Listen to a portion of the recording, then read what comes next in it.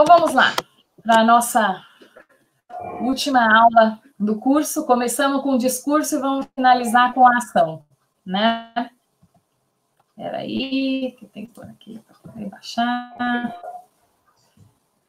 Os links, então, eu vou mandar dos textos, tá, gente? Desculpa, realmente eu me atrapalhei essa última semana, mas são basicamente, principalmente esse livro Para uma Filosofia do Ato Responsável, que nós vamos, os vários trechos eu retirei desse livro, e também muitos dos conceitos estão depois destrinchados numa textual nesse capítulo do Sobral, nesse livro da Beth Bright, tá? Nesse capítulo Ato e Atividade e Evento. Quer dizer, vocês acham essas frases e tal. E esse outro trabalho que está aqui na revista Estudos do Discurso, eu achei interessante a leitura, até porque a gente vai falar um pouquinho da educação, do papel do educador, mas assim, mais como se fosse uma análise de uma atividade, já que nós estamos falando de discurso como ação, como que faríamos uma análise da atividade em si, né? Então, eu coloquei esse exemplo, porque esse exemplo mostra como eles usaram o conceito de Bakhtin para fazer uma análise a partir de entrevistas que realizaram com profissionais da área da educação. Então, é interessante também, a gente está fazendo muita análise de produção, né, porque, infelizmente, nós não temos entrevistas para a gente analisar, mas com entrevistas também é possível utilizar essa análise dialógica. Então, vamos lá. Aula 4. Então, hoje nós vamos falar sobre essa perspectiva ético-estética de Bakhtin e algumas de suas implicações, né, no caso do educador, da educação. Bom, nosso primeiro item é a questão da materialidade do discurso. Lembra lá na primeira aula eu falei, ó, discurso tem uma matéria, né? O que é essa materialidade do discurso? Para estudarmos a materialidade do discurso, a gente vai abordar alguns conceitos importantes. Nós vamos retomar o conceito de materialismo, né, a la Bakhtin, matéria, movimento, forma e conteúdo e ato. Vocês já devem ter ouvido vários enunciados como estes, vários, dizendo que atitudes contam mais que palavras, palavras são da boca fora, que agora todo mundo está vendo que não era somente um discurso, porque pode ser somente um discurso, então o discurso pode ser somente, então você percebe aí enunciados que dizem, ele não quis dizer isso, mas disse, é da boca para fora. Esses enunciados, eles advêm de discursos do cotidiano que acabam esvaziando e justificando justamente a falta de responsabilidade de falantes e ouvintes, na perspectiva do Bakhtin. Mas como o próprio Bakhtin aponta, tem sempre a dialética e tem sempre a resistência. Então, se há discursos que desvalorizam o discurso e a palavra, existem discursos que também valorizam, né? Então, essa é uma notícia recente que dizem que os movimentos que são contrários ao discurso de ódio estão forçando as marcas a não anunciarem mais no Facebook. Então, esse é claramente um discurso dizendo que o discurso de ódio tem um impacto negativo. E isso está sendo falado através de um discurso. Então, não é o caso se o discurso é valorizado ou não é valorizado, sendo palavras ao vento ou palavras concretas, elas dependem da responsabilidade de falantes e ouvintes. E nós vamos falar um pouco desse sujeito responsável do discurso hoje. Mas, afinal, vocês podem perguntar assim, poxa, professora, mas qual é a materialidade que Bakhtin afirma ter? Não, que afirma ser o discurso. Que materialidade o discurso é, né? Primeira coisa, vamos retomar aqui o que a gente tinha falado na primeira aula sobre a questão dos materialistas e idealistas. Para os materialistas, lembra que eu disse, supremacia lógica e cronológica da matéria sobre a ideia. Então, para eles, e para o Bakhtin também, a aparência está na ideia e a essência está na matéria. O que isso significa? Que o pensamento é sintoma de relações materiais que lhe dão causa. As causas materiais nos revelam as ideologias do cotidiano. Lembra? A gente tinha que olhar a realidade concreta para entender a visão de mundo, né? E a ideologia daquele falante. Então, o que está no discurso tem causas materiais que estão fora do enunciador, advém dos processos produtivos e da sua realidade concreta. Mas como nós não conseguimos enxergar as causas materiais, muitas vezes cremos que os pensamentos saíram da nossa consciência e que são dizeres sem consequências concretas, né?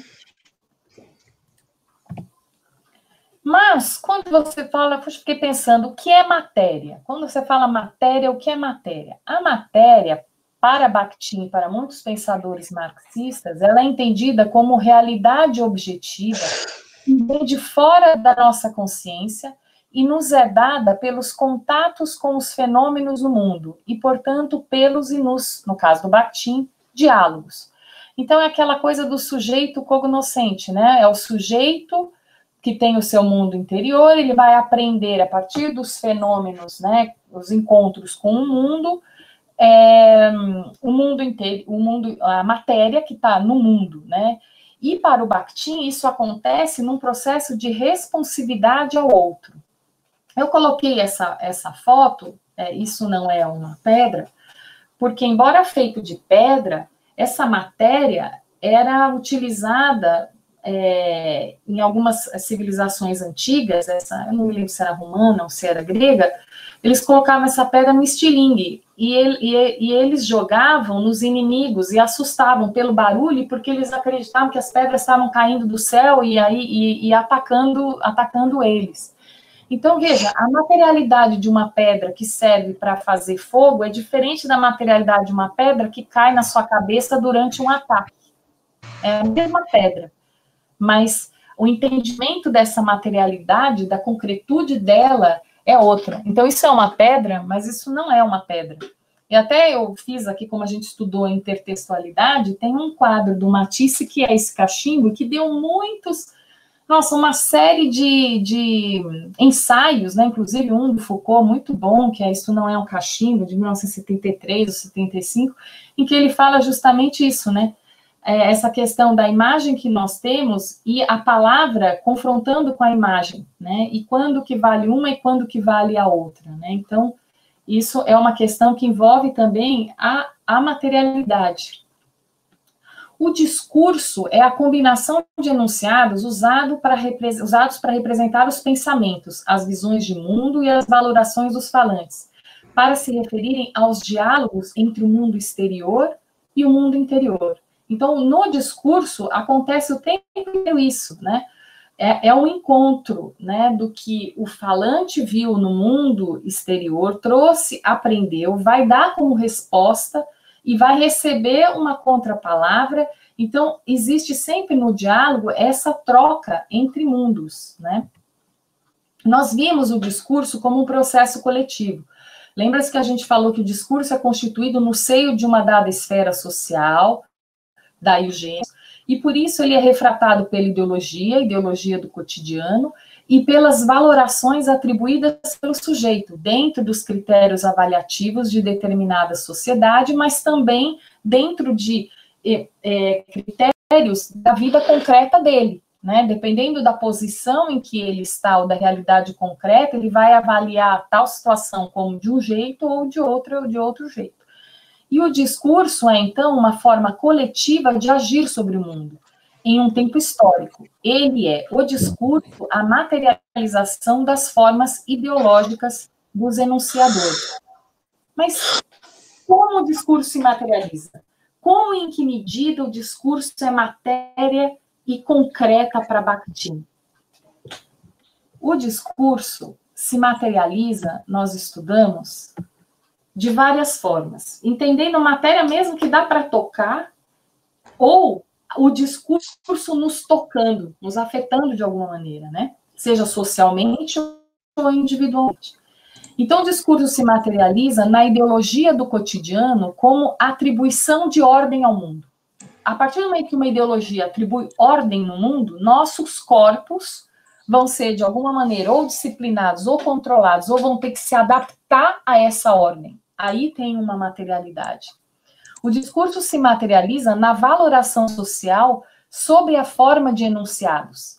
Os enunciados expressos são materialidade. E eles são expressos até com entonações diferentes. Eu posso falar de um jeito e magoar uma pessoa, e mudando a pontuação eu faço um elogio. O discurso se materializa no corpo do sujeito percebido pelo outro. Ou seja, quando eu estou falando, a minha boca se mexe, o meu corpo está se mexendo. Quando eu estou num palanque, num palco, ou mesmo quando vocês me veem aqui, eu tenho um corpo aqui meu, não é um corpo discursivo etéreo, não, é o corpo da pessoa mesmo, né? Então, eu estou materializando. E se eu não estou falando nada e vocês estão vendo a minha expressão, eu com a minha expressão posso passar um discurso, né? Um discurso de descrença, um discurso de desinteresse, um discurso de atenção. O discurso se materializa no ato de fala que expressa a tomada de uma posição pelo enunciador a partir da sua realidade concreta. Quando eu subo na frente de todo mundo e assumo um ato de fala específico, seja um discurso de palco, num programa de TV, numa live, ou numa call com os amigos, etc., é um ato de fala que ele tem uma materialidade. O discurso também se materializa nas diferentes formas de atos comunicativos, né? E é expresso pelo autor-criador em textos e nos suportes materiais desses textos. Então, se eu desenhar no papel, eu vou colocar tinta no papel. Se eu imprimir, eu vou imprimir nesse papel. Então, o jornal tem uma materialidade, o áudio tem uma materialidade, o cartaz tem uma materialidade, né? E o discurso está expresso, a fotografia tem uma materialidade. Então, os textos, eles também materializam discursos.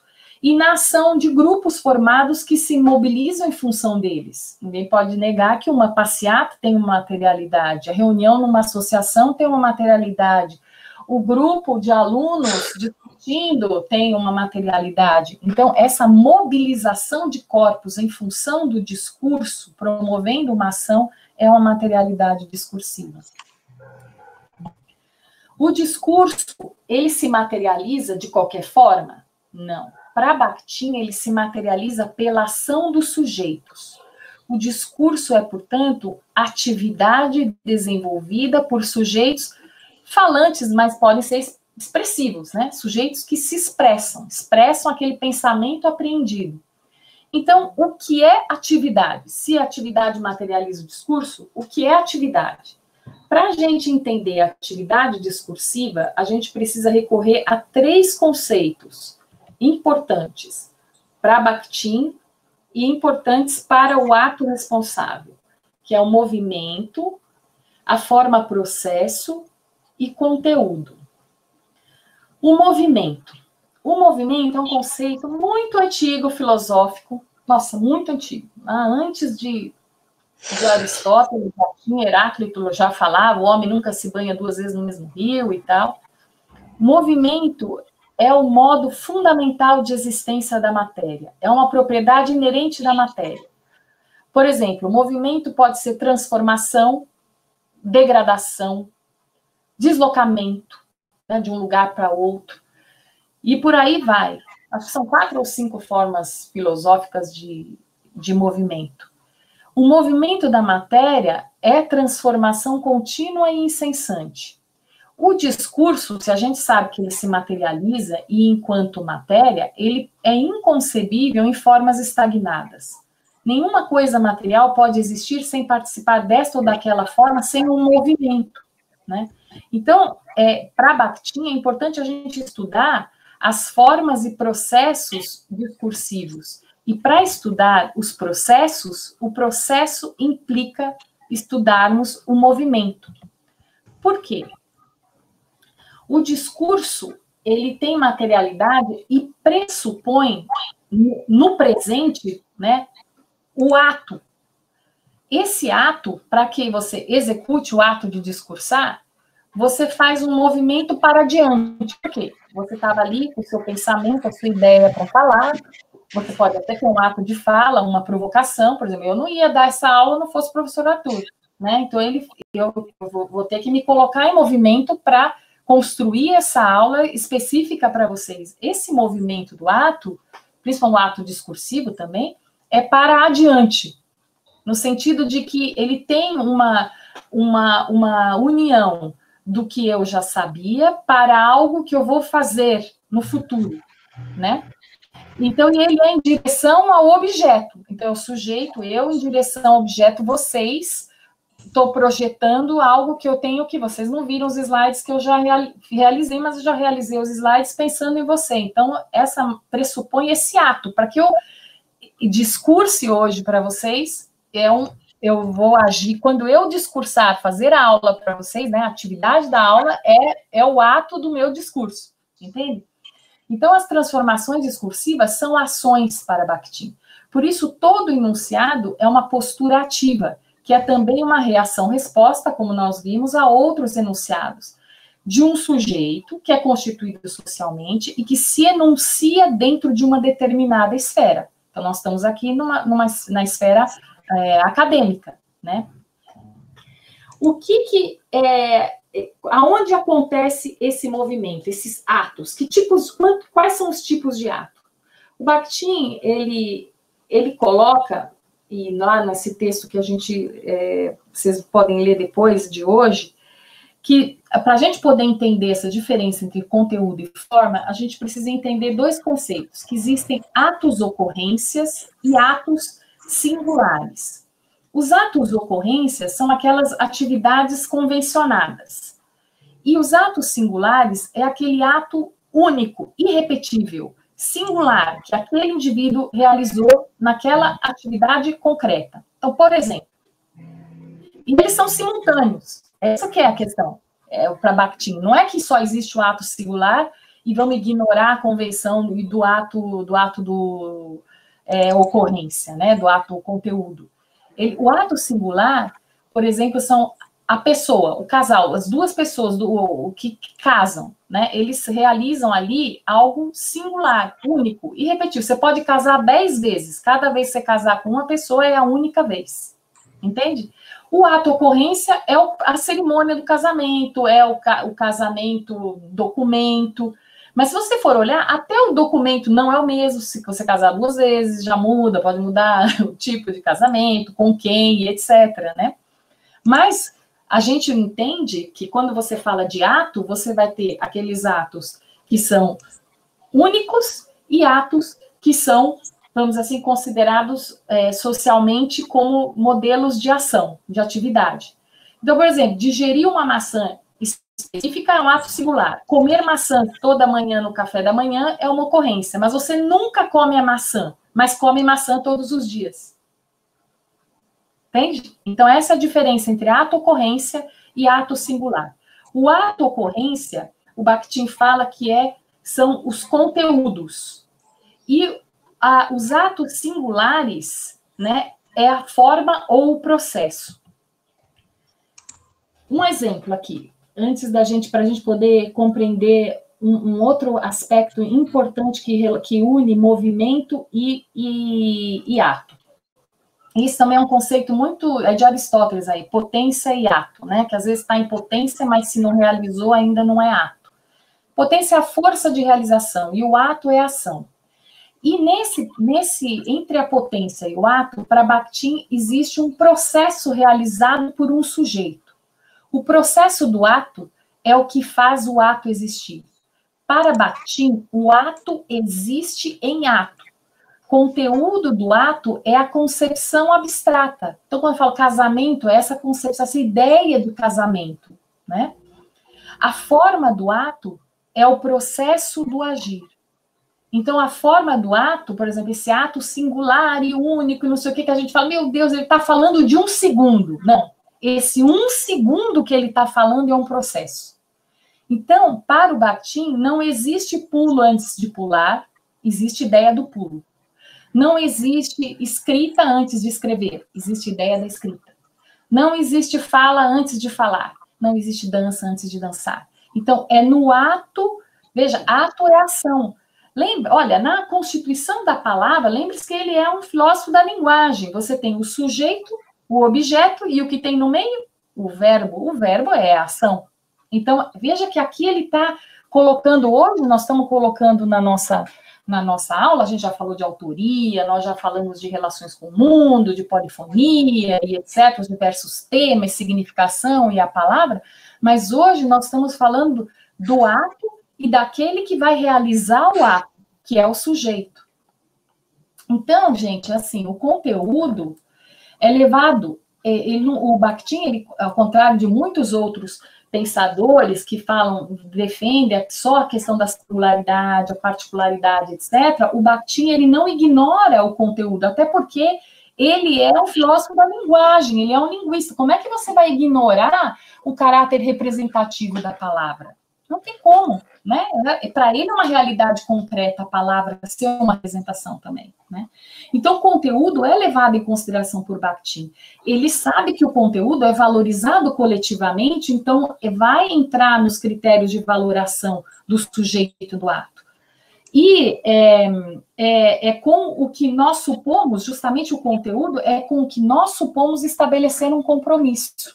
Então, por exemplo, você tem um compromisso, eu tinha um compromisso de dar essa aula, é um compromisso com o ato de fala, é um compromisso com o conteúdo que eu vou colocar na apresentação, é um compromisso com o que está na significação do material, é um compromisso que está no enunciado. Isso é o conteúdo. Nós estamos falando sempre de conteúdo, é isso que a gente mais visível chega para nós, mais próximo de nós, a nossa cultura assim, valoriza muito esse aspecto, né? Tanto que eu deixei aqui atrás outros itens aqui de todo o processo que envolve o conteúdo que se apresenta para nós, mas que fica, às vezes, na enunciação, tá? Esse cinzinha claro aí no slide. O processo e a forma que está nesse ato, a que a gente consegue ver a partir da particularidade desse ato discursivo e repetível, essa forma é todo o processo do agir do sujeito numa situação histórica, social e concreta, né? Então, cada apreensão do mundo por um ser humano é concebida como um ato, um processo que é repetitivo quanto à sua composição ou realização. Então, quando a gente visualiza aquele ato de fala, para que aquilo fosse possível, tem o discurso, que vai considerar a reação-resposta dos outros, a apreensão do mundo nos encontros da vida, a valoração do sujeito, né, os princípios morais e os contextos específicos de valoração, a realidade concreta desse sujeito, como ele surgiu em todo o sistema de produção, a realidade histórica dos sujeitos que compartilham esse espaço-tempo com ele, os gêneros relativamente estáveis dentro de uma esfera discursiva, enfim, todos esses aspectos, eles estão incluídos no ato de fala. E o Bakhtin, ele não separa, ele diz que a totalidade do ato inclui a forma, processo e o conteúdo, e o movimento. Um exemplo que ele deu, tá para essa filosofia do ato responsável, nesse livro, que eu acho fantástico, porque foi um exemplo, assim, que abriu a minha, assim, nesse exemplo que eu saquei, assim, muitas coisas importantes e com as quais, na minha vida, eu me senti responsável, que é o exemplo do contrato. Tem um trecho lá que ele fala que o contrato tem um conteúdo. Todo contrato que a gente assina, um contrato, mas pode ser um compromisso, né? Assim, um compromisso, um comprometimento, né? Tem um conteúdo, ou seja, é aquilo que está escrito ou que foi combinado nele.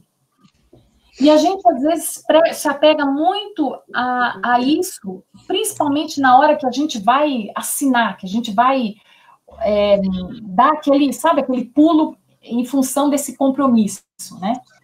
Se a gente passar a observar o processo do contrato, você vai ver que ele envolve um pacto único de partes responsáveis nessa assinatura. Qualquer. Vamos dizer, um contrato de trabalho. Tem pessoas naquela reunião, e essas pessoas foram importantes, é com elas que eu estou assinando. Ah, mas é uma grande empresa. Mas eu entrei porque alguma delas me chamou, porque alguma delas gostou do meu trabalho. Ah, é o casamento. eu estou assinando esse documento porque eu tenho uma relação com determinada pessoa e nós decidimos assinar isso juntos. Então, tem pessoas, o contrato de compra da casa. Eu estou realmente preocupada com as cláusulas, eu não estou preocupada com as pessoas que estão envolvidas, são as cláusulas, mas você chama um advogado que você confia para olhar, você chama alguém que você... Então, tem pessoas aí nesse processo, ou uma situação concreta na sua vida que faz com que você vá assinar esse compromisso. Quando você já vai assinar esse compromisso, né, a gente pensa que é o conteúdo, mas não. Tem um processo e tem uma forma que envolve esse acordo entre sujeitos.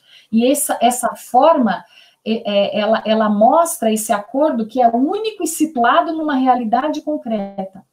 O Bakhtin afirma que é esse pacto anterior à assinatura que nos faz agir. Não é somente o conteúdo, como normalmente a gente pensa. A gente assinou o contrato pelo que está escrito lá. Não, é algo anterior que fez a gente assinar aquele contrato. E o nosso compromisso e a nossa ação, elas são engajadas com esse compromisso.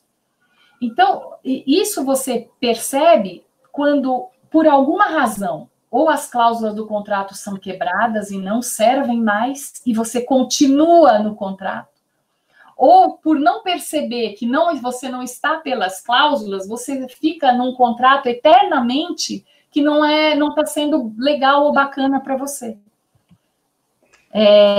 Essa perspectiva, com essa perspectiva que o Bakhtin nos oferece, ela é extremamente potencializadora, porque a gente consegue agir a partir de 3 perspectivas, né? A primeira é entender onde está a nossa ligação emotiva, volitiva, valorativa mais forte, que impulsionou a nossa ação em direção a outro sujeito, né?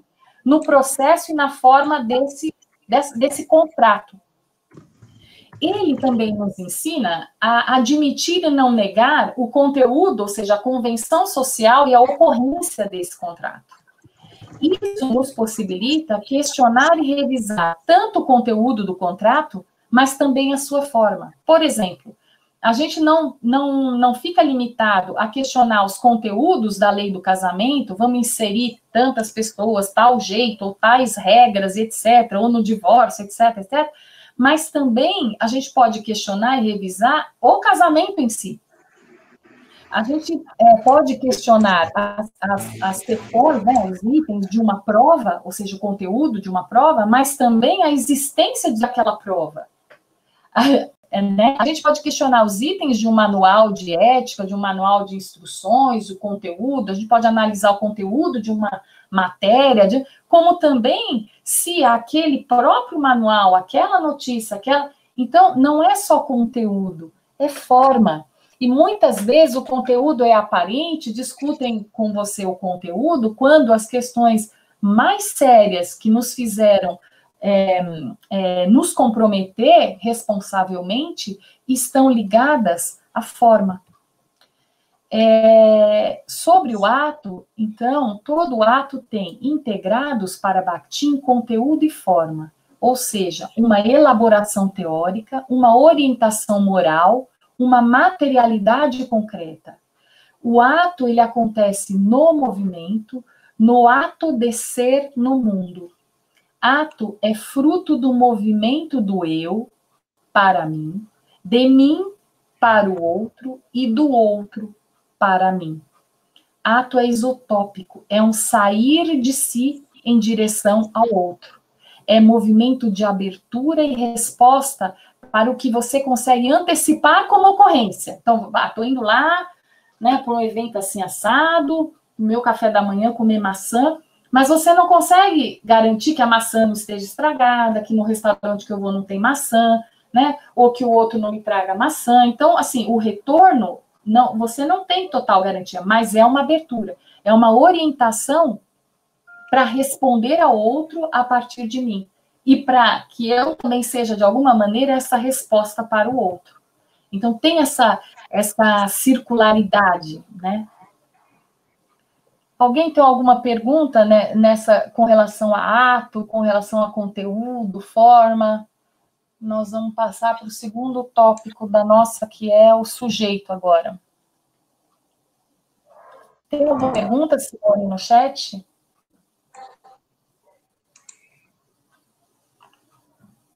Acho que não, né? Ninguém está se pronunciando. Vamos mais para frente um pouco. O outro tópico que a gente tem para falar... Diga, quem? O Matheus disse que tem uma dúvida. Não sei se ele quer falar, porque ele só colocou isso no chat. Eu tenho uma dúvida. Diga, Matheus. Matheus, você quer falar ou você quer escrever? E eu leio. Ele falou que a conexão está ruim. Então, escreve, Matheus, e eu leio para a Sheila. Ô, Sheila, você não está vendo o chat, não, né? Não, eu não vejo chat, por isso que eu preciso de você. Tá bom. Depois eu saio aqui da apresentação, depois aí é um problema. Então, eu fico num ponto cego, assim, é bem sempre triste a minha condição. Eu não consigo... Eu fico falando sozinho. Eu te entendo. O Rodrigo, você já está ouvindo? Porque o Rodrigo tinha colocado aqui que ele não estava escutando, mas estava aqui não teve nenhum problema. Não sei se o Rodrigo continua a escutar, parou de escutar. Ó, vou te fazer a pergunta do Matheus. Ele falou assim: então, para Bakhtin, o ato de fala precede o objeto e também a forma tipifica o discurso? O ato de fala é de um sujeito para, vamos dizer assim, outros sujeitos. Então, pode ser em direção a outro sujeito. O objeto pode ser o material, a forma como ele vai fazer isso. Pode ser um livro, pode ser, entende? Pode ser por uma videoconferência, pode ser, né? Essa coisa de... A pergunta foi: o ato de fala precede... Como é que se pode... O objeto. Precede o objeto. Porque, assim, o ato de fala é assim. E você tem uma determinada apreensão de algo que aconteceu no mundo. Algo no mundo te tocou. Aí, internamente, isso se transforma num pensamento. É inteligível. Nós estamos no inteligível. Ali, você está impelido a dar uma resposta. Dar uma resposta. Então, é um objeto da tua consciência que você vai usar um transporte, que é a fala, para passar a fala, ou a escrita, ou a foto, para passar isso para outra consciência. Outra, que é a outra pessoa.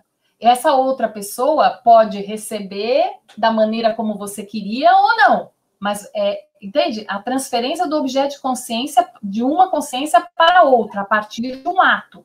Esse ato de comunicativo, ele pode ser a fala, que aí é o ato de fala. No caso, nós estamos usando o ato de fala, no discurso. Entende? É isso que... acho que é isso. Essa coisa de preceder ou não, depende, porque, veja, se eu estou já respondendo a alguém, é porque algum objeto de consciência já chegou até mim, né? Então, na verdade, essa coisa do diálogo, ele pressupõe interligações, ele não pressupõe uma hierarquia, uma linearidade, entende? A não ser da onde você toma a palavra, mas ela já vem anterior a você, né, de um outro objeto de consciência que te afetou e etc, que alcançou um outro suporte. Enfim, esse é o processo de comunicação, né? E a outra parte da pergunta dele era... Deixa eu te fazer uma pergunta da Marilene, que tem a ver com ato, e aí depois a gente volta lá no Matheus. A Marilene Gomes pergunta assim: posso dizer que ato é sempre interação? Sim, é sempre interativo. Só que para Bakhtin, ele é interativo e dialógico. Mas ficou ótimo, você entendeu perfeitamente. É interação, é isso mesmo. E ele é interação, e ele é uma interação no movimento. É no movimento, né? Ele busca uma interação. Mas ele é dialógico, por exemplo, não é algo que partiu de mim e eu quero uma interação simplesmente porque eu quero. Não, é responsivo porque eu vou dar uma resposta, né? Então, é como se se você fala Qualquer palavra, ela pode ser dita porque ela faz parte de um diálogo constante. E para todas as pessoas, nós todos estamos nessa condição o tempo inteiro. Nós quando a gente toma a palavra, ou seja, quando a gente expressa, né? Só não estamos se é um movimento interior. Estamos pensando, mesmo assim, quando estamos pensando no movimento interior, é um diálogo interno em que eu sou outro quando eu estou dialogando, e eu uso provavelmente pensamentos que foram aprendidos de outros diálogos, né? Então, mesmo assim, é dialógico. É sempre dialógico. Beleza. E o Darlan está perguntando assim: o ato, então, sempre busca uma responsividade? Sim. Sim. Para Bakhtin, né? Uhum. Sim. Sim. Sempre. Porque, assim, aquele exemplo da mímica que eu dei, não sei se foi na aula passada ou na aula retrasada, enquanto todos nós ficamos prestando atenção naquele que faz a mímica e o que ele está querendo dizer, isso é prestar atenção muito no conteúdo. O Bakhtin é aquele que presta atenção em todos aqueles que estão assistindo quem faz a mímica e estão dando uma palavra sobre o que ele está fazendo. Perceberam? Para o Bakhtin, todos nós somos aqueles que estão assistindo fazer a mímica e já estamos tentando adivinhar e dando a nossa palavra. E quando o cara está fazendo a mímica, né, e você fala, ele é um porco, ele já vai dar a resposta para você, se é ou se não é. Né? Então, você veja que essa forma, né? Nós estamos prontos para a contrapalavra. Nós todos estamos prontos para o diálogo. Beleza. Marilene e Darlan agradeceram. E voltando à segunda pergunta lá do Matheus, era: a forma tipifica o discurso? Então, a forma, ela tipifica, mas ela não determina. Entende? Porque a gente, em cada esfera de atividade, você tem os gêneros textuais. Então, você vai utilizar aquela forma. Então, por exemplo, se eu estou dentro de uma repartição pública, né? Se eu não usar o modelo memorando, eu não consigo exercer o meu ato de fala. Então, eu tenho que tipificar ele num memorando. Mas porque eu estou escrevendo um memorando, eu tenho que escrever igual a todos os memorandos? Não, o meu memorando pode ter a forma memorando, mas ele pode dizer algo que eu quero dizer no formato memorando, entende? Então, ele tipifica, sim, o gênero, né? O gênero tipifica, mas ele não determina. Ele não determina. Mesmo porque, quando muitos gêneros, eles vão sofrendo alterações justamente em função disso, né? O que a gente tem a dizer não cabe ali, né? Então, como que a gente vai mandar uma carta se agora todo mundo vai receber e-mail? Não cabe mais mandar isso por carta, né? Então, não vou usar essa tipificação, eu vou usar um e-mail que está mais adequado, né? Então, eu mudo, né? Bakhtin, ele entende que as situações são socialmente circunscritas, né, para o sujeito na realidade concreta, mas não é determinante porque o sujeito, ele mesmo constitui o discurso na realidade concreta, então ele pode alterar. É extremamente libertador nesse sentido. Posso pegar um gancho dessa resposta e seguir? Eu acho que sim. Eu perguntei se tinha mais alguma pergunta, mas o Matheus disse que entendeu e agradeceu. Então, acho que estamos ok. Tá. Então, agora estamos pegando o gancho de vocês estão bem na sequência, isso mesmo. Nós estamos agora no sujeito do ato enunciativo. Para a gente estudar o sujeito do ato enunciativo, a gente vai abordar mais alguns conceitos. Ato do sujeito, o sujeito bakhtiniano e o Jano bifronte. Para o Bakhtin, o sujeito realiza o ato.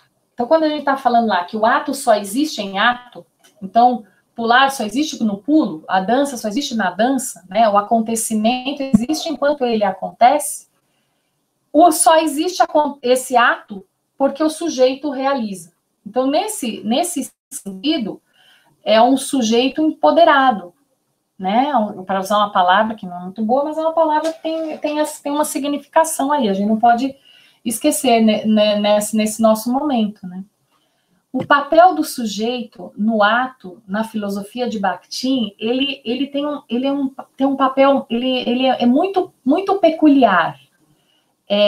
O sujeito, para a gente entender isso, qual é a pergunta desse sujeito? Sujeito todos nós, tá? Sujeito é todos nós, não é uma pessoa especial que tem uma divindade, não, o sujeito é nós, as pessoas todas, ele é todos, vale para todos e para cada um, né? O sujeito bakhtiniano, ele responde a seguinte pergunta: o que está em nosso poder e o que não está em nosso poder?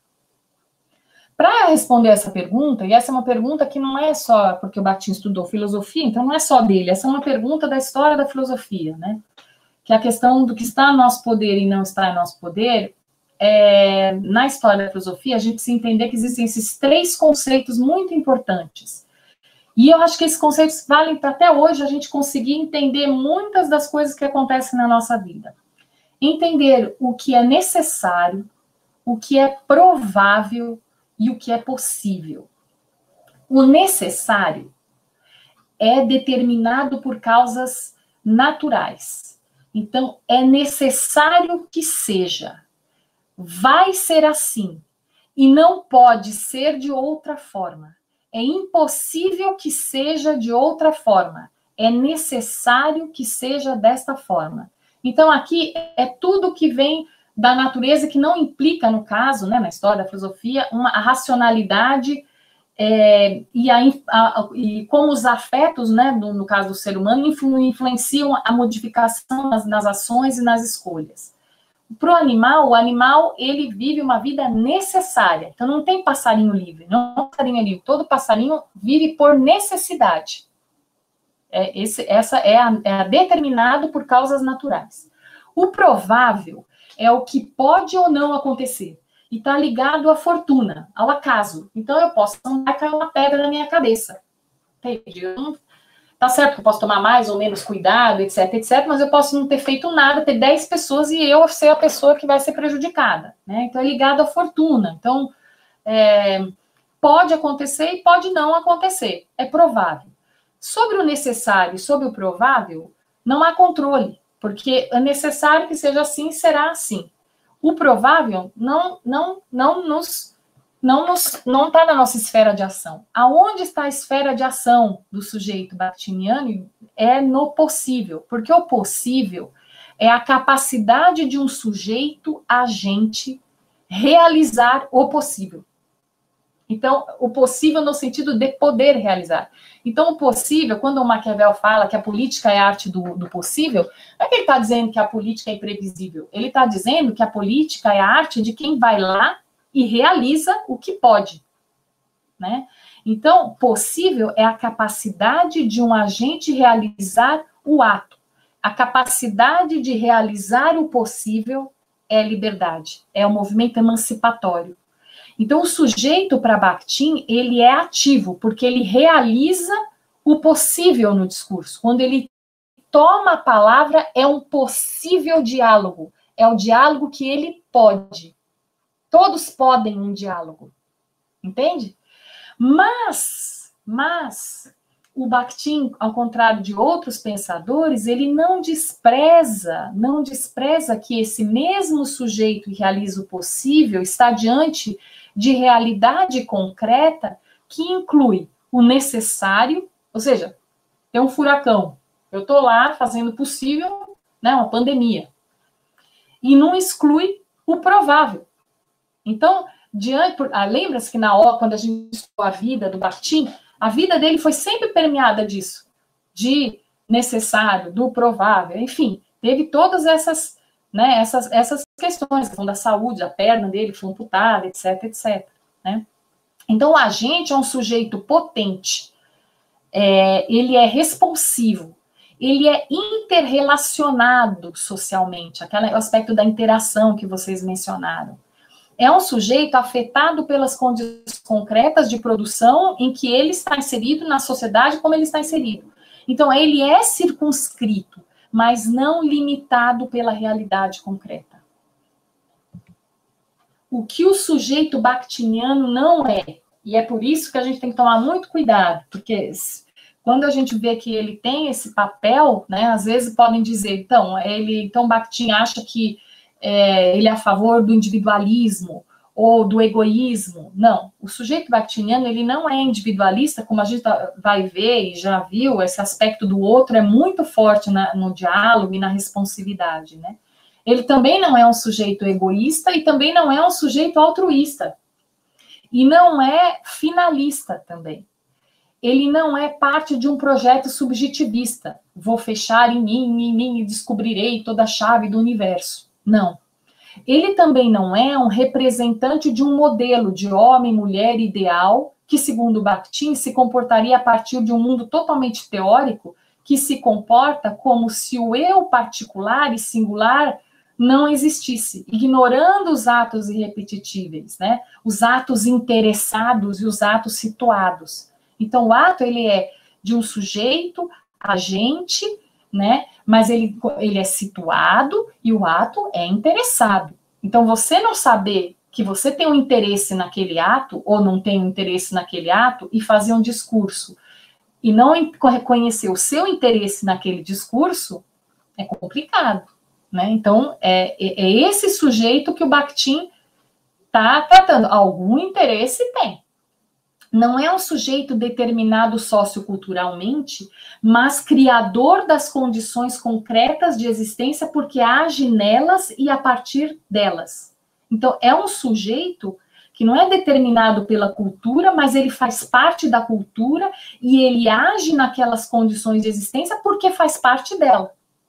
Entende? Então, é o que ele não é no ponto de vista... Tem um trocadilho que eu fiz aqui com o existencialismo, que ele é um ser e um não ser. Então, o ser e não ser é o existir, é o ser no movimento, e não o ser enquanto ente. Ele é um ser no movimento, né? É um sujeito ativo de caráter emotivo-volitivo que age na experiência vivida em direção ao outro como resposta ao outro. Ele chama esse caráter emotivo-volitivo, muitos pensadores que agem em direção, né, chamam isso de desejo. Essa palavra não é usada por ele, mas Spinoza, por exemplo, é muito parecido com o conceito de desejo aqui, ou de potência de Nietzsche, muito parecido, esse caráter ativo, emotivo, volitivo, que age numa experiência vivida em direção ao encontro, né? E o Bakhtin, ele usa, e aí é bem interessante, ele diz que esse sujeito é como um Jano bifronte. Essa metáfora é muito, muito rica. É o seguinte, o Jano, em latim Janus, foi um deus romano e era o deus das mudanças. Esse deus, ele tinha duas faces. E diziam que cada face tinha humores opostos. E que ele representava a junção de oposições, de contradições. Ele tem o poder sobre todas as transições, e por isso sobre todos os começos. Ele é considerado o deus dos inícios, e ele coordena saídas e entradas. Então, é o deus da transição, é o deus que está no movimento, é o deus das decisões e das escolhas. A sua face dupla também pode ser interpretada como o presente que olha para o passado e para o futuro. E o seu nome, mas é o presente, ele tem os 3 elementos.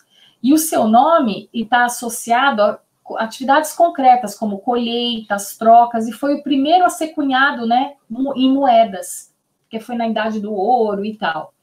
O interessante dessa figura do bifronte é que se ele tivesse, sabe aquele 2 caras, que a mesma cara, um lado da cara é uma coisa, o outro lado da cara é outra, aquilo representa um duplo, um binário.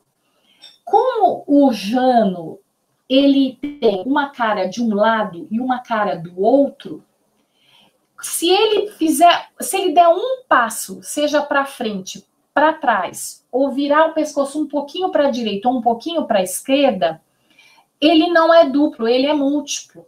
Ele pode olhar para várias direções e ser afetado de várias formas, né? Ele pode ter encontros enquanto tem desencontros. Então, esse aspecto dessa multiplicidade que está nesse conceito de bifronte é o que eu acho que o Bakhtin queria mostrar desse elemento, tanto a oposição entre a unidade objetiva, né, que está no domínio da cultura e da sociedade, como a singularidade do ser humano, né, daquele sujeito naquela situação, tem essas duas direções opostas, mas elas não operam como binário, elas operam como um múltiplo. Então, o Bakhtin diz, a frase que está nesse livro da ética dele, né, do ato responsável, ele diz assim, o ato da atividade de cada um, da experiência que cada um vive, olha, como um jano bifronte em duas direções opostas, é tanto para a unidade objetiva de um domínio da cultura e para a singularidade irrepetível da vida que se vive. Ele diz, e aí toda vez que ele quer explicar, é interessante que ele fala na primeira pessoa, ele muda. Ajo com toda a minha vida, e cada ato singular, e cada experiência que vivo, são um momento do meu viver agir. Então, ele incorpora toda a vida e cada ato singular no momento do meu viver agir. Então, em cada momento, nós estamos vivendo um ato único e singular. Aí você fala, mas poxa, né, bem que eu pensei, aquela pessoa que viveu a vida inteira, só fez coisas horríveis e no último fez um ato maravilhoso. Cada ato não é a somatória, cada um é um ato singular. E se é bom ou mal, é uma valoração que nós estamos dando. A gente não está percebendo qual que é a realidade concreta e etc, que aquele sujeito teve durante aquele ato que fez com que ele tomasse aquele e os múltiplos outros atos que ele fez, agiu, enfim, na sua existência. O Bakhtin, com essa metáfora do sujeito bifronte, ele pensa, a intenção dele, ele diz isso claramente, superar e evitar a separação e impenetrabilidade entre cultura e vida, consciência e vida, pensamento e realidade, conhecimento teórico e matéria. O diálogo, essa forma dialógica do Bakhtin, ela forma um elo que liga o pensamento ativo à ação no mundo. E esse elo acontece porque tem um autor-criador que co-cria a atividade junto com os outros. Eu pus essa foto do Pushkin, que é um poeta russo muito famoso, muito reconhecido. E o Bakhtin, nesse livro dele, ele nas partes finais do livro, ele faz uma análise detalhada de um poema do Pushkin que chama Separação. E é muito interessante como ele costura, como ele mostra as relações. Quer dizer, a partir de um poema sobre separação, ele vai unindo todos os elementos que estão separados. Esses que estão aí. Cultura e vida, consciência e vida, pensamento e realidade, teoria e matéria. Então, é essa a ótica do ato, é olhar o verbo, a ação, na relação, como que essa relação conecta, une, como que ela cria esses elos. Esse é o sujeito. É um sujeito enredado nesses discursos, mas que enreda. Quando toma posse, né, da palavra, da sua posição, e se manifesta. Tem alguma, Simone? Pergunta?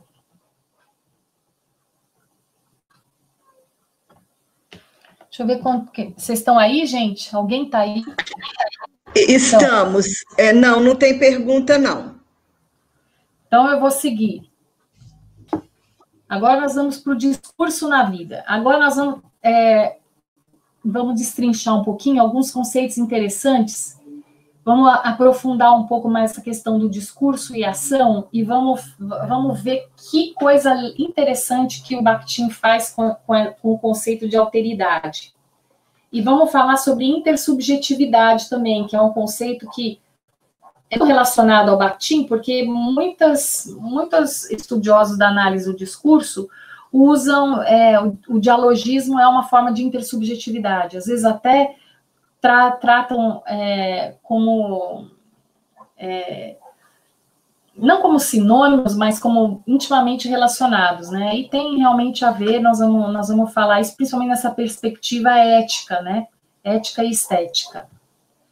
Para Bakhtin, o termo ético se refere à vida humana e não ao certo e ao errado. Então, ele não está. É interessante na perspectiva do Bakhtin, porque nessa perspectiva dialógica, não tem aquilo que é certo ou errado. Esses são juízos de valores que os indivíduos estão submetidos e que criam a partir de convenções, né, na sociedade. A ética, para Bakhtin, está relacionada à vida. O discurso, ele é derivado do agir humano no mundo da vida, né? O discurso, na sua unicidade mais, desse agir, né, humano, na sua unicidade mais concreta.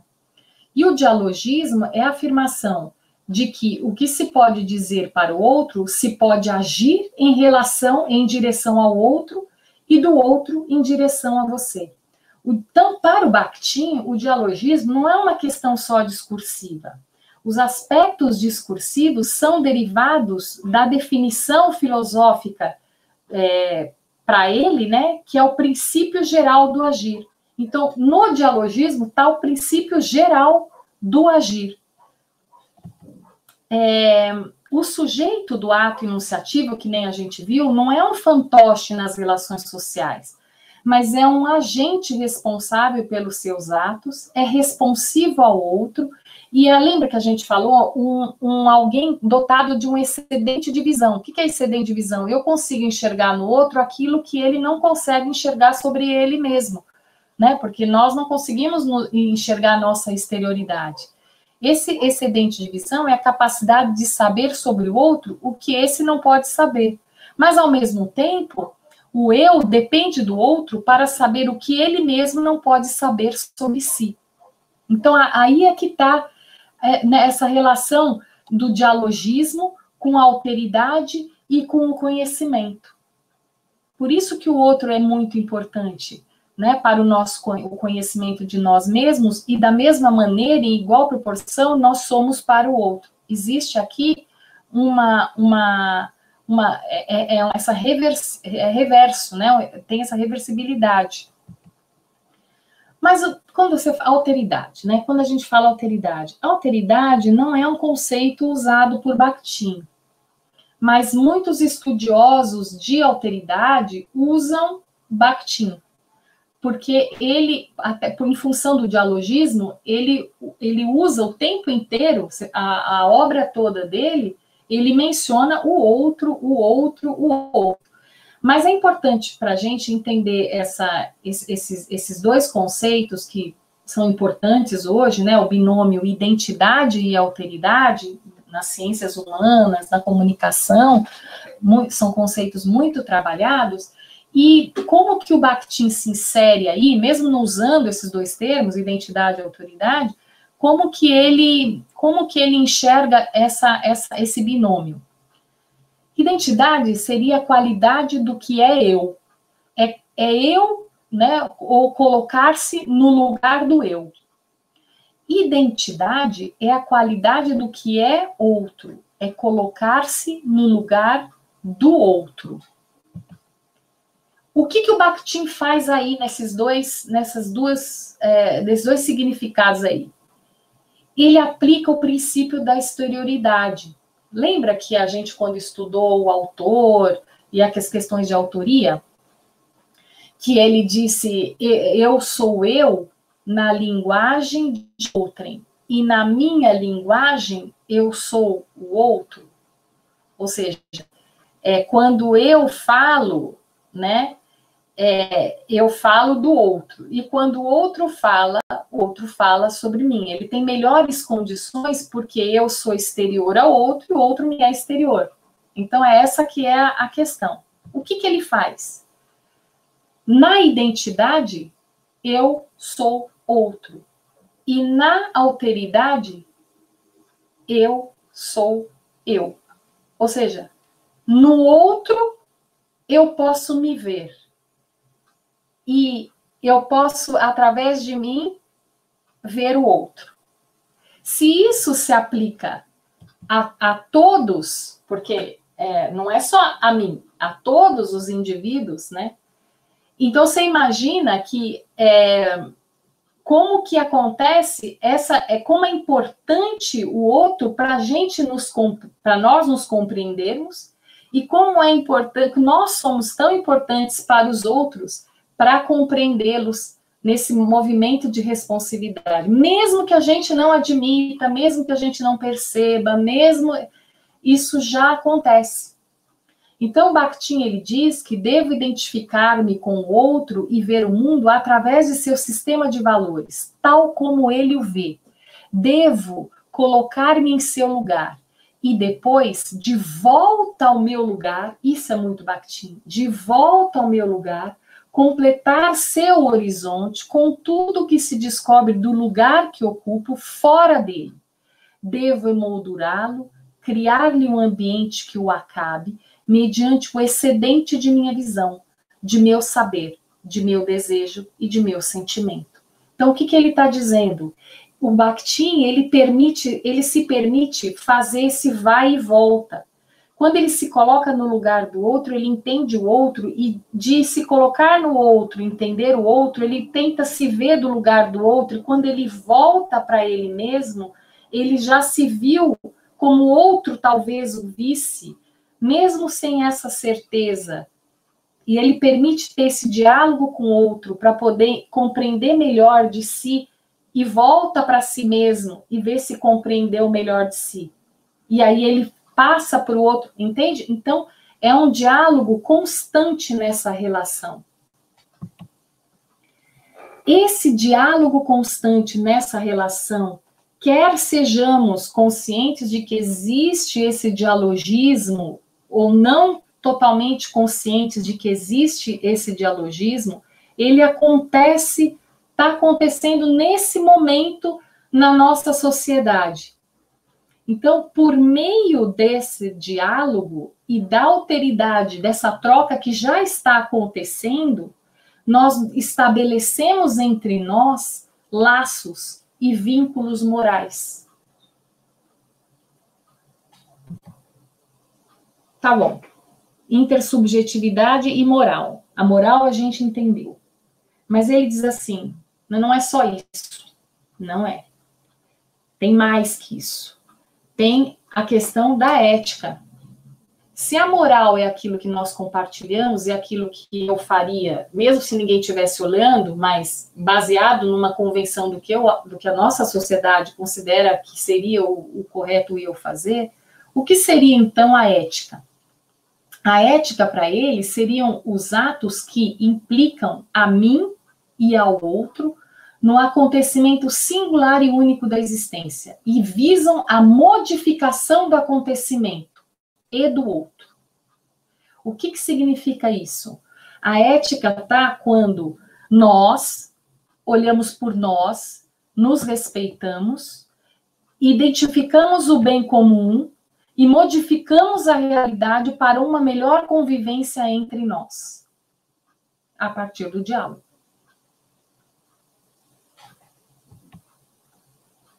E aí nós vamos para o último tópico. Acho que é. Alguém? Hoje são conceitos mais filosóficos, né? Mas são importantes para a gente finalizar.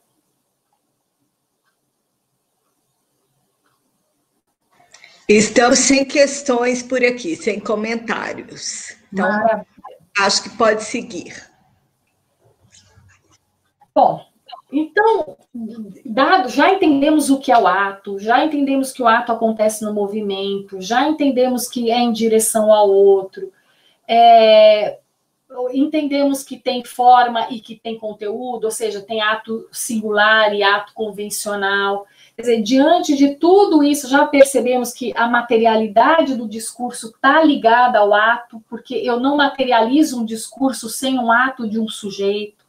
Já vimos que esse sujeito é um sujeito, ele é agente, ele é ativo, mas ele é circunscrito, ele age a partir da sua realidade concreta, ele toma posição no discurso, ele acha no discurso social uma brecha, esse discurso ele vai usar o gênero ao qual ele pertence, o gênero da atividade humana, né, que ele está inserido naquele momento do ato de fala. Nós vimos tudo isso.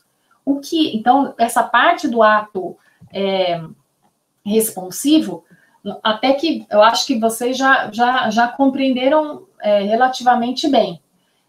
O que nós vamos fazer agora é a passagem do ato responsivo para o ato responsivo responsável, que é, vamos dizer assim, o coração da ética bakhtiniana e que está, assim,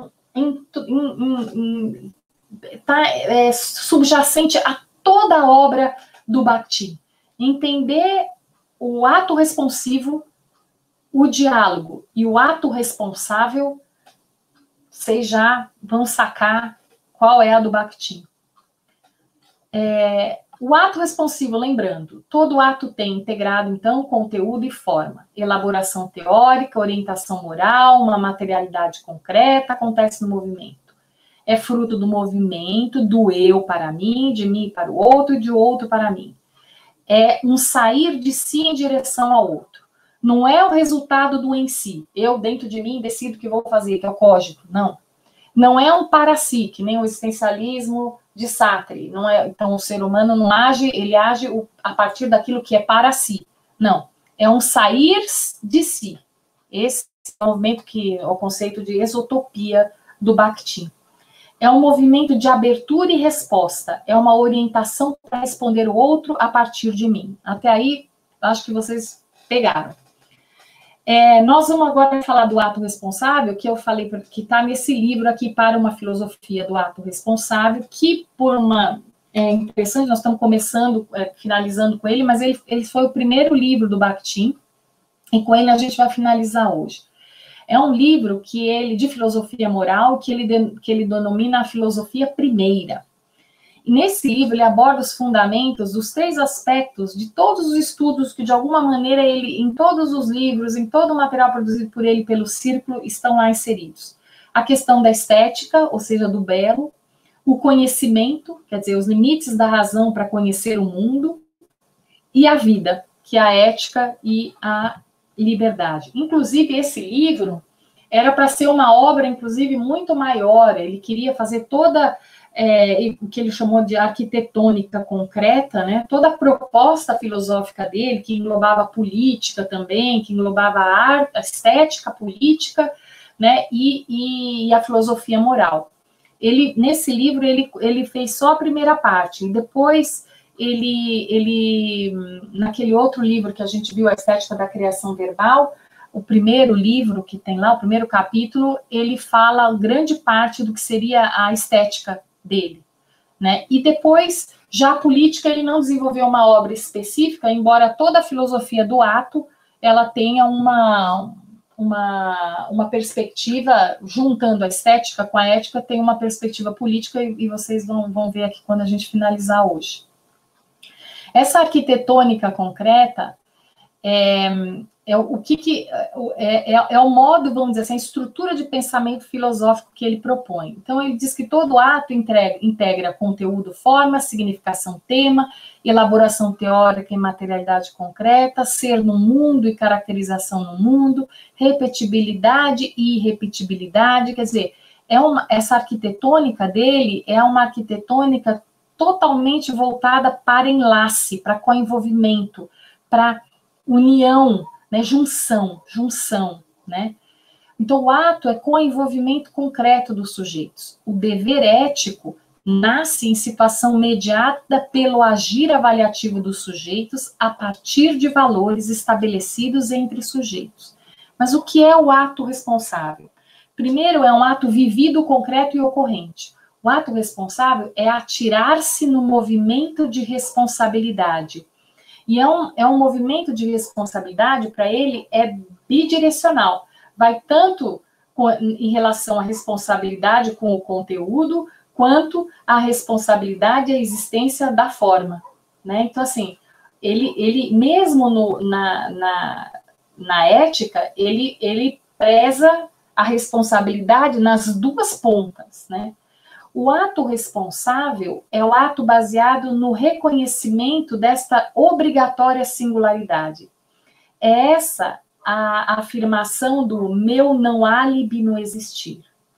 Isso, gente, é uma expressão muito recorrente do Bakhtin, quando ele fala o ato responsivo responsável é um agir sem álibi no existir. Então, para a gente entender o que seria esse sem álibi no existir, a gente teria que entender primeiro qual que é o álibi do existir. E o que ele diz que é o álibi do existir seria assim, aquilo que está pressuposto para justificar a minha existência desse modo. É um álibi. Qual que é o álibi? Normalmente, o álibi é aquilo que justifica toda forma de paralisação e que evita a transformação no ato. Então, o álibi é viver sobre a égide, ou seja, estar protegido, né? No ideal, no conteúdo, na significação, na interioridade e na autopercepção. Ou seja, é você ou estar preso somente a ideias, ou se viver sobre a égide de conteúdos, ou você só analisar o discurso enunciado pela significação, ou você realmente achar que é a partir da interioridade que você decide a sua vida. Quando ele tem um exemplo muito interessante, que é o exemplo do passante, que diz o seguinte, você está andando na rua e você vai vendo as pessoas que estão vindo na sua frente e você está observando tudo, né? De dentro, e essas imagens você apreende, e você sabe que você precisa continuar andando, você precisa continuar andando. Só que você vê que, de repente, uma pessoa pode bater em você. O que você faz? Com o conhecimento que você já tem de andar na rua, você pensa assim, vou me desviar dessa pessoa, né? Então, você vai em direção ao futuro com o conhecimento de que pode desviar da pessoa, e você deu essa ordem para você desviar da pessoa. Então, você acha que você, naquele momento, né, você ignora que isso já é uma coisa que você já fez 1000 vezes, etc, etc, ou então você já fiz isso 1000 vezes, é seguro, vou fazer isso. Só que quando você vai se desviar da pessoa, não é essa pessoa, a outra bateu em você, né? Então, esse tipo de coisa foge ao controle. Então, quando a gente começa a perceber, e a palavra é percepção, de que realmente foge ao controle, a gente cada vez mais teria a tendência de viver sobre essa égide do ideal, daquilo que a gente supostamente poderia ter um controle maior. Isso é álibi. É quando você vai dar o pulo do gato, essa foto é lá no Itatiaia, tem um lugar no Pico de Itatiaia que tem o pulo do gato. E algumas pessoas não conseguem dar esse pulo do gato, porque se você dá um salto, alguém te dá uma mão, você consegue, mas às vezes a pessoa paralisa, porque ela já se vê caindo, ela já se vê se machucando, e etc. Então, isso é álibi, é o álibi para não ir, né? Não seguir. E ele mesmo diz, por ocasião de um salto difícil e arriscado, nada mais perigoso do que seguir o movimento das pernas. É preciso concentrar-se no interior e prever os movimentos de dentro. A primeira regra no esporte é olhar para frente e não olhar a si mesmo. Então, se realmente você está... Já perceberam algumas situações que você tem que dar um salto, algum momento na sua vida que você tem que se atirar? É tipo um risco calculado. Se você ficar muito só no risco, você não dá aquele salto, né? Você não dá faz aquele movimento no ato em função do desconhecido para proporcionar para você uma alteração e uma transformação. Existir sem álibi é diferente. E é muito bonito esse conceito, porque ele existir sem álibi é uma espécie de habitar o movimento. Quando a gente tem o álibi, o que a gente está fazendo é tentar ocupar o espaço. Então, o movimento é assim, você ocupa esse espaço, aí você vai ocupar outro espaço, e para ocupando os espaços, normalmente numa hierarquia, né, subindo, a gente fica muito receoso, porque o lugar que a gente ocupa depende da gente ir até o lugar, né?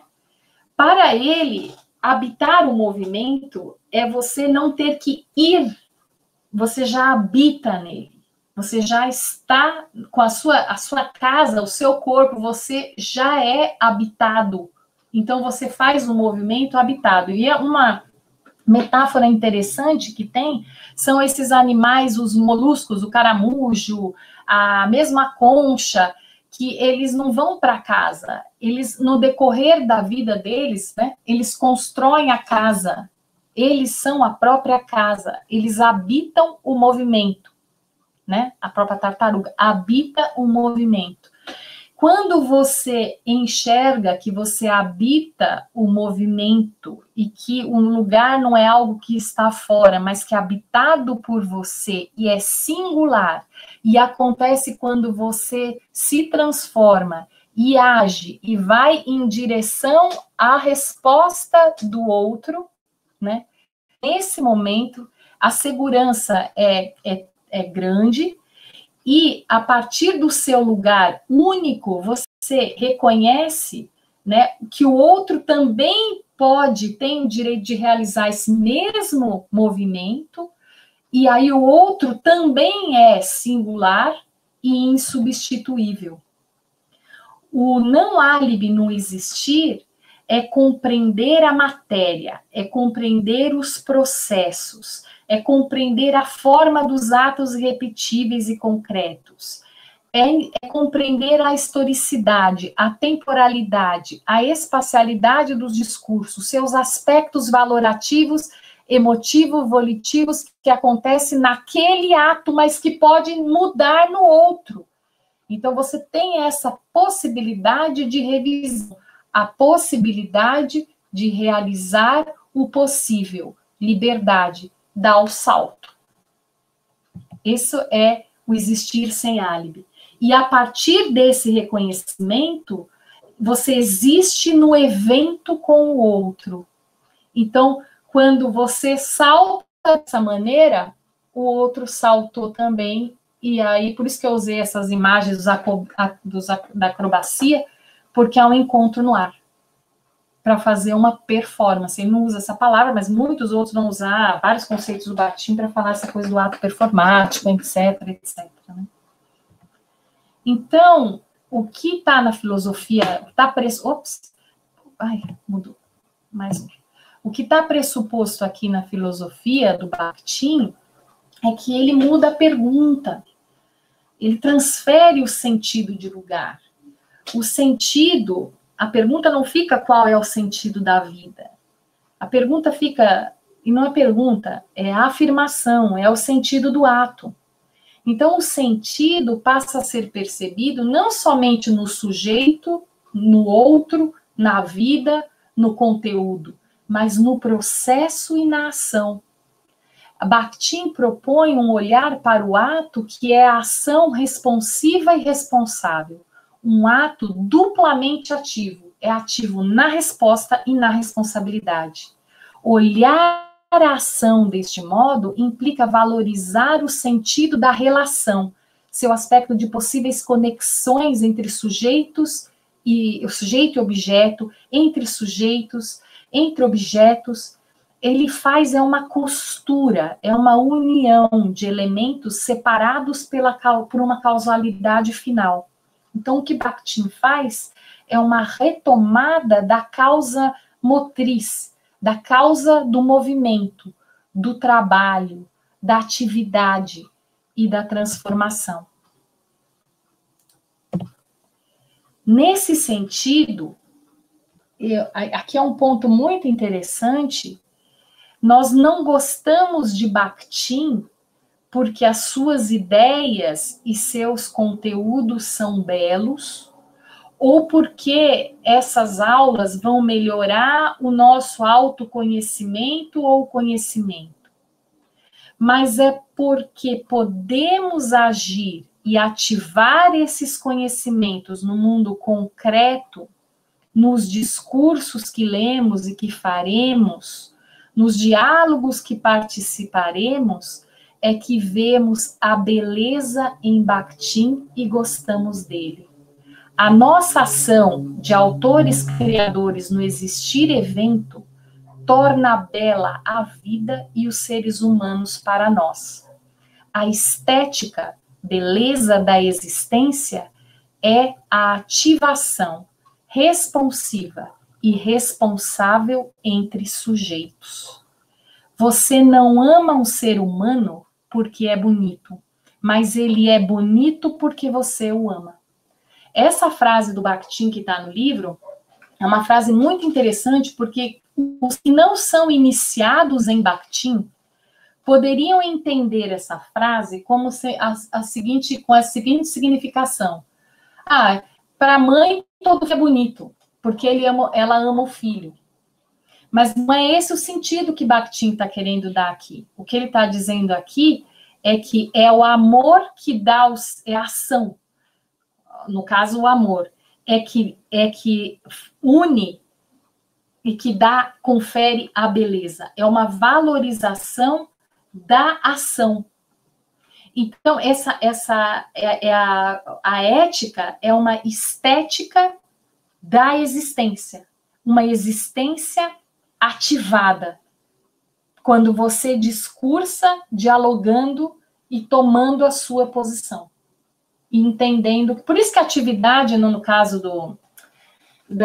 do Bakhtin, é muito importante. A atividade que vocês vão entregar, ou vocês podem ver lá no livro da Betty Bright, vocês podem ver todas as dissertações que vocês vão ler, todas que tem Bakhtin, sempre tem análise, sempre vai ter, por causa disso. Porque é o seu ato responsável de participar do diálogo na sua posição, usando os conceitos bakhtinianos sobre uma situação concreta do mundo, que, por alguma razão, dialoga com você.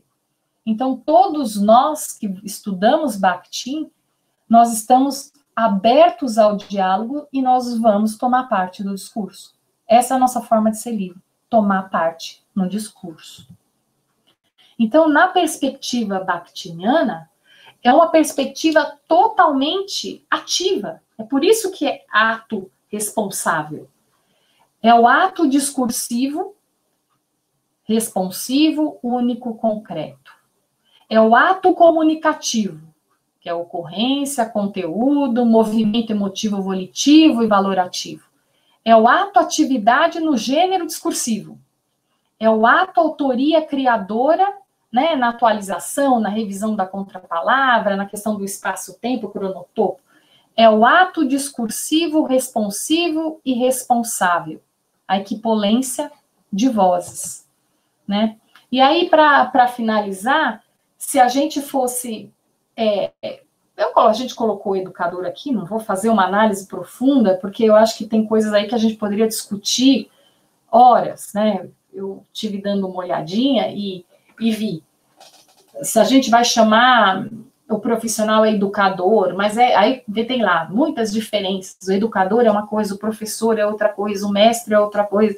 Meu Deus, eu fiquei até perdida. Eu falei, gente do céu, quantos significados, né? Você pode olhar na perspectiva da educação também. Você pode...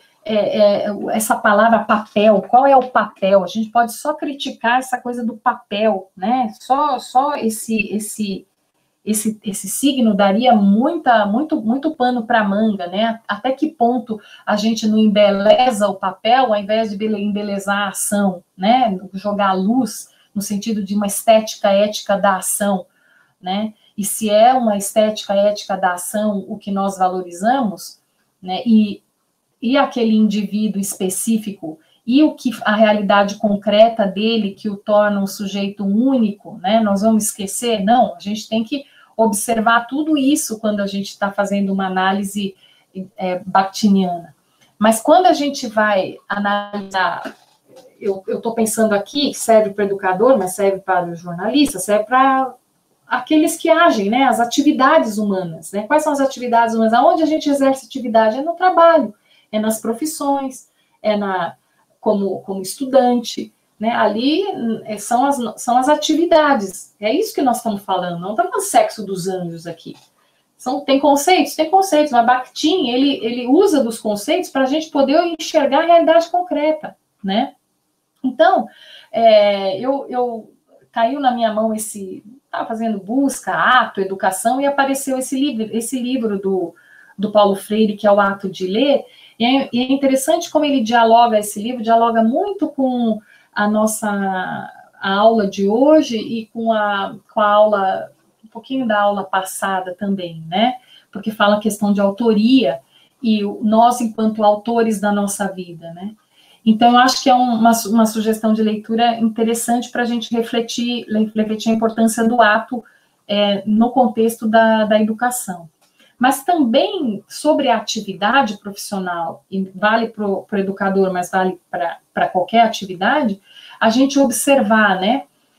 Lembre-se que o Bakhtin, ele tem esse foco na ação, ele tem esse foco na relação, esse foco na unir o que está separado, e esse foco no diálogo, e esse foco na historicidade, e na equipolência de vozes. Então, ele vai olhando, é o que está no enunciado, é o que está no tema. Então, são possibilidades de análise, como eu falei para vocês na atividade. Então, a gente pode observar desde as condições concretas da aula, da sala de aula, do ensino, o autor-criador, o educador enquanto autor-criador, ou seja, se ele é autor-criador, ele não é autor-pessoa, lembra? Tinha uma diferenciação, ou seja, para cada turma, ele é um autor-criador. Porque se as aulas são irrepetitíveis, então a mesma aula que eu estou dando para vocês, se eu der uma segunda vez, já não... é um outro autor-criador, né? Então, tem a experiência de vida, ou seja, pegando o livro do Paulo Freire, a leitura de mundo que esse educador fez. Então, que nem esse texto que está, né, como sugestão para a aula de hoje, que elas entrevistaram, as autoras entrevistaram algumas educadoras, né? Qual foi a leitura de mundo que elas fizeram nessa perspectiva emancipatória do educador? Né? E é interessante que quando ela fez a análise lá, ela viu que as educadoras repetiam uma mesma expressão. É interessante isso quando você faz estudo de recepção, né? Aparece isso. Elas diziam assim, nós queremos fazer a diferença para os nossos alunos. Essa expressão, fazer a diferença, né? Então, você percebe ali uma intencionalidade extremamente, eu acho assim, emancipadora. Mas, ao mesmo tempo, fazer a diferença é um conceito neoliberal muito, muito forte também. Então, você percebe a disputa ali no sentido, né? Ou, às vezes, a pessoa usa a palavra, mas o sentido que ela está atribuindo é outro. Então, parecido não é igual, né? E a história de cada educador, cada sujeito, né, foi circunscrita de uma maneira diferente, e é isso que mostra o Paulo Freire no primeiro capítulo, como ele leu o mundo, como ele fez a leitura do mundo dele, e se ele pôde ler o mundo dele, entender a realidade concreta dele, e a partir daí construir o discurso que foi uma conferência que ele deu, depois está no livro, como todos nós fazemos essa leitura de mundo, né? Outro aspecto que não me lembro se está nesse livro, se está em outro livro dele, mas enfim, também muito relacionado, o educador ensina ou ele aprende? Ou as duas coisas, e como elas estão interligadas com o outro, que seria o aluno. Né? Então, você estudar a relação educador-aluno nessa perspectiva de aprende e ensina, não a perspectiva da troca. Ou você pode fazer uma análise crítica da relação e ver o quanto ainda existe, vamos dizer, um ranço disciplinar, o quanto ainda existe a questão de subordinação, o quanto ainda existe a questão da hierarquia, da imposição de saberes, do estudo somente de conteúdos e não uma visão de uma perspectiva de construtivista, sei lá, se entrar pelo construtivismo, etc., tem outras questões aí que eu não é da minha área, eu não posso aprofundar, mas tem outros debates ali que podem estar inseridos nessa questão do ato de educar, né? Que discursos estão sendo, que discursos passam por aí? Porque você pode pegar também na perspectiva só dos educadores, ou você pode pegar na percepção dos alunos. Você pode trabalhar a palavra signo. A palavra educação tem um significado muito bonito, né? Que combina com o significado que é, de alguma maneira, nutrir, eu acho que é nutrir o outro. Tem alguma coisa assim que tem muito a ver com a palavra humano, né? Que vem de humus, terra cultivável, né? Então, assim, quer dizer, tem uma relação aí de educação com o humano, que é bem com cuidado, né? Com cuidar, com cultivar. Então, isso tem que fazer um resgate disso? Não, né? Então, o que dá para pegar por aí? A questão de observar também os impactos, né? Os impactos dessas relações, né? Então, assim, a gente refletir sobre uma atividade ou refletir sobre a atividade e a partir do momento que isso vira um posicionamento, né, um discurso, é ação, né? Então, eu acho que eu queria passar, esses eram os principais, assim, né, diante do tempo que a gente teve, conceitos de Bakhtin. Eu quis abordar, acho que todos os que são chave, vocês não me aprofundei, alguns aprofundei mais, outros menos, mas não, vocês acham na bibliografia, e também se quiserem mandar e-mail, se quiserem, enfim, me procurar para conversar, estou extremamente, deixa eu ver aqui, gente, só um segundo, estou aberta. Vocês não estão vendo mais a minha tela, estão? Ou ainda estão? Não, agora ficou tudo preto. Espera aí, eu não sei onde eu estou. Espera aí que eu tenho que me localizar. Parar compartilhamento. Agora eu preciso voltar até encontrar com você. Tá? Estamos te vendo. Achei. Agora finalmente não PowerPoint, né? Né? Opa, vai aparecer aqui.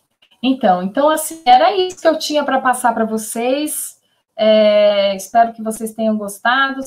Hoje era uma aula mais difícil, né? Porque eram conceitos filosóficos, mas eu acho que era importante, né? Porque, na verdade, não tem como ter um curso de Bakhtin que não jogue a pessoa para ação, né? Então, é isso. Alguma dúvida, vocês querem comentar? Nós temos aí alguns minutinhos. Alguém quer fazer algum comentário? Perguntas? Agora eu estou vendo o chat. Deixa eu pôr meu óculos. Professora, então, Diga. Essa questão digamos assim, da construção da intersubjetividade em Bakhtin vai ser sempre nessa perspectiva da alteridade, né? Do outro, do deslocar-se em direção Sim. Ao outro, é isso? E o outro tendo Sim. Também esta ação responsiva? Então, isso você não pode garantir, né? Mas é sempre um eu, é sempre o eu do discurso, né? O sujeito, ele vai sempre em direção ao outro. Quando você vai analisar todo o discurso, ele está dialogando, às vezes com às vezes com vários outros. Todo o discurso. Às vezes tem um parágrafo com cada outro, assim. Parece que quem vai dialogar, ele parece que vai respondendo a perguntas, né? Assim, ao se colocar, né? Então, sempre essa perspectiva responsiva e sempre em direção ao outro. Se o outro vai retornar, aí já é justamente essa expectativa. É uma expectativa, não é certeza, né? Os encontros com o mundo, mas é esse o movimento. Entendi. É que eu tô pensando aqui, por exemplo, eu andando pela cidade e eu percebendo na cidade inscrições em que o outro me chama. Perfeito. Para perceber determinado fenômeno na cidade. Então, Perfeito. É nessa relação que a intersubjetividade em Bakhtin se forma? Sim. Inclusive, você pode perceber o outro dialogando com você na cidade, você pode perceber nas pessoas em relação a você, então, vai desde troca de olhares até desvios de atenção e etc., como dialogando com você nos próprios monumentos, nos prédios. Tudo tem outro. Tudo dialoga, né? Uhum. É muito interessante fazer você ir num espaço assim histórico e perceber os diálogos que tem ali. É incrível como as coisas vêm do passado dialogar, né? Demandas reprimidas e tal. Eu fui num... como é que é o nome da vila? Uma vila de operários, Maria Zélia. Eu fui uma vila de operários aqui em São Paulo. É incrível como dialoga. Lá é muito interessante mesmo. Nossa Senhora, aquilo ali é um diálogo, dá para fazer um Bakhtin só num espaço, né? Por isso que o Darlan vai fazer isso com espaço, achei muito interessante, são várias maneiras de abordar o espaço, né? Sim, exatamente. É você, Darlan, que está falando? Isso. Por exemplo, tem autores como Henri Lefebvre, que ele fala que o espaço ele pode ser concebido, percebido, e, se eu não me engano, o espaço absoluto, alguma coisa assim. Mas aí eu quero entender no viés bakhtiniano como é que eu consigo, como é que posso dizer? Como é que se forma e se capta esse espaço que é percebido? Como é que ele se constrói? Porque nesse perceber, você percebe algo. E dentro da geografia, esse algo é alguma espacialidade, né? Algum fenômeno que está concreto, que caracteriza aquele local, por exemplo. Então, por exemplo, uma das questões que eu quero colocar é como anúncios, placas, essas coisas do cotidiano é capaz de ajudar o sujeito a formar essa espacialidade de algum fenômeno. Por exemplo, eu chego num lugar desconhecido, qualquer um anda, pega um Uber, enfim, e identifica de algum modo, por alguém que anda, ou por aquilo que lê, ou por algum objeto, o que caracteriza aquele lugar sem conhecê-lo. Então, se eu consigo, nesse dialogismo, perceber esse lugar sem ninguém me dizer sobre diretamente, entendeu? Então, não foi você que me disse do lugar. Eu cheguei no lugar e, pelo que tem ali, eu consegui perceber mais ou menos o que ele tem. Entendeu? Entendi. Entendi perfeitamente. Você consegue com o Bakhtin. Porque eu acho que essa foi uma questão, assim, primeira dele. Por ter vivido em cidades que falavam diferentes línguas, quando você não entende a língua e precisa se comunicar, então você começa a ter uma leitura mais aguçada do mundo, sem usar a palavra. Então, eu acho que essa leitura de mundo anterior à palavra, né, tá inscrita de alguma maneira no espaço e na atitude das pessoas naquele ambiente, né? Perfeito, é isso aí. Acho que dá para usar Bakhtin, dá para usar... Depois, se você quiser me mandar um e-mail, eu posso compartilhar com você alguns pensadores que trabalham essa questão do espaço muito legal. O Foucault trabalha muito legal o conceito de heterotopia também. Tá bom, eu te mando então. Obrigado, professor. Mais alguém? Matheus? Você gostou, Matheus? Sumiu? Matheus ainda está aí? Matheus está aqui, está escrevendo no chat, não sei se você viu, que gostou muito do curso. Eu vi. O Matheus não está podendo falar, o Matheus está escrevendo. Verdade. Então, Rita. Sim. Eu gostei muito do texto que você selecionou. Eu vou ler com atenção e vou mandar um e-mail para você, porque eu acho que você podia abordar ali, porque aquele texto é muito curioso, porque tem nossa, que parece profético até, né? Bem interessante. E, gente, se animem quem está aí, mandam sugestões para mim de textos de análise, que discursos que estão rolando por aí, que deixam vocês instigados, que vocês gostariam de tomar parte, né? Às vezes é olhar aqui dentro daquele texto o que ele reflete ou refrata da sociedade, ou às vezes é uma palavra que chama a atenção, ou às vezes os colegas de vocês enviaram questões éticas, perguntas, né, inseridas em determinados contextos, ou visualidades, né, a palavra em diferentes formas, né, mesclando visualidade e palavra. Que mais? Frases, memes, tem aí uma infinidade. É isso.